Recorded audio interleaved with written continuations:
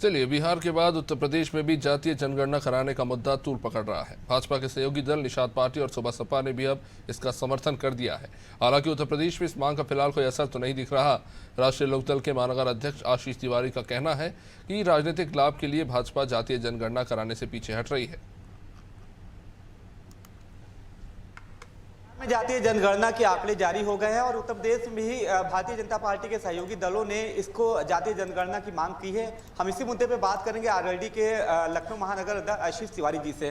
Sir, जिस तरह से जातीय जनगणना के जो आंकड़े जारी हुए हैं उसको लेकर यूपी में भी हलचल हो गई है, उत्तर प्रदेश में भी मांग उठती रही, क्योंकि आप समाजवादी पार्टी के सहयोगी दल में हैं और समाजवादी पार्टी भी जातीय जनगणना की मांग कर रही है।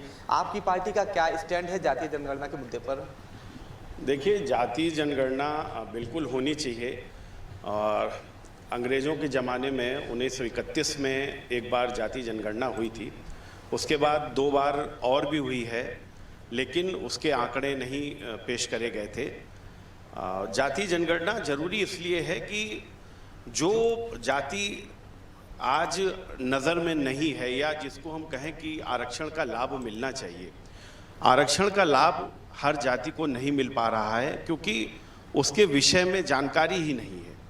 तो अगर जनगणना हो जाएगी, हमको पता चल जाएगा कि कितनी जातियां हैं, किन जातियों में कितने लोग हैं, उनकी क्या जनसंख्या है। हम जातीय जनगणना से उनके शिक्षा, उनके सामाजिक और उनकी आर्थिक पहलुओं पर भी नज़र हमारी जाएगी, तो उनको कहीं ना कहीं इससे बहुत लाभ मिलने वाला है और समाज जो है वो सुचारू रूप से चल जाएगा। जो भी जातियां आज मुख्य धारा में नहीं जुड़ पा रही हैं, जनगणना के बाद में उनको मुख्य धारा से जुड़ने का भी मौका मिलेगा और वो भी समाज में अपना खुलेपन से ज़िंदगी जी पाएंगे। अभी आपने कहा सामाजिक, शैक्षिक और तमाम स्तर में सुधार आएगा जातीय जनगणना अगर होती है, लेकिन भारतीय जनता पार्टी का कहना है कि पूरे देश का चहुमुखी विकास हो रहा है। जाति धर्म मजहब से हटकर जब देश का विकास हो रहा है, हर जाति धर्म वर्ग का विकास हो रहा है, तो जातीय जनगणना महत्वपूर्ण क्यों? इस मुद्दे पर क्यों बात की है? भारत जो है तीसरी महाशक्ति की ओर अग्रसर है, तो जातीय जनगणना की बात आखिर कहाँ से आ रही है? देखिए, जहाँ तक भारतीय जनता पार्टी की बात है तो मैं बताऊँ कि सन 2010 में जब केंद्र में कांग्रेस की सरकार थी, तब गोपीनाथ मुंडे जी ने जातीय जनगणना की मांग उठाई थी सदन के अंदर में। और उसके बाद में जहां एक तरफ ये ओबीसी महाकुंभ कराने की बात करते हैं, जहां पर ये हिंदू और मुस्लिम को लड़ाकर सत्ता में आने की बात करते हैं, तो इनके मुंह से ये सब बातें अच्छी नहीं लगती हैं। ये जातीय जनगणना के विरोध में हैं, क्यों हैं? इसका कारण कुछ और है। चूँकि इनको पता है कि अगर जातीय जनगणना हो जाएगी तो वो जातियां जिनको आज अपने ताकत का एहसास नहीं है, उनको पता चल जाएगा कि वो कितनी ताकत में हैं और ये इसमें उलझा के रखना चाहते हैं। ये नहीं पता लगाना चाहते हैं कि हर जाति को अपनी अपनी ताकत का पता लगे।